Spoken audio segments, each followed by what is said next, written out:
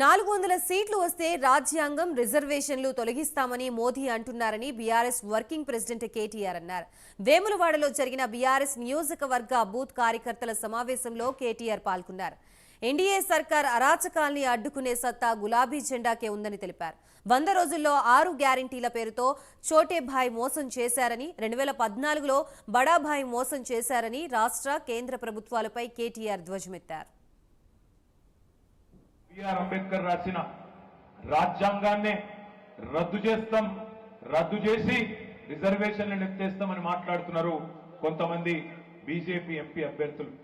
3/2 majority వస్తే 400 సీట్లు గెలిస్తే రాజ్యాంగం తీసేస్తాం, రిజర్వేషన్లు తీసేస్తాం అని మాట్లాడుతున్న బీజేపీ అరాచకాలను అడ్డుకోవాలంటే ఆ సత్తా ఉన్నది ఈ గులాబీ జెండాకైనా మాటను మీకు విజ్ఞప్తి చేస్తున్నాం.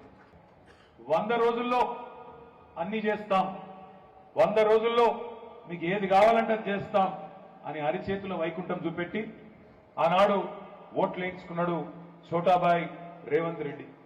బడాబాయ్ ఏమో 2014లో మోసం చేసిండు. 2014లో ఆనాడు బడాబాయ్ వచ్చి ఏం చెప్పిండు? బడేబాయ్ జన్ధన్ ఖాతా తెరుగుండ్రి, ధన ధన ధన ధన 15 గుద్దురే గుద్దుడు అన్నాడు. నల్లధనం తెస్తా అన్నాడు, గుంజుకొస్తా అన్నాడు, పత్తలేడు. ఇంకెన్ని నరికిండు మోడీ అన్నాడు. 2014లో రైతుల ఆదాయం రెట్టింపు చేస్తా, 2022 కల్లా డబల్ చేస్తా అన్నాడు. రైతుల కష్టాలు మాత్రం డబల్ చేసినోడు నరేంద్ర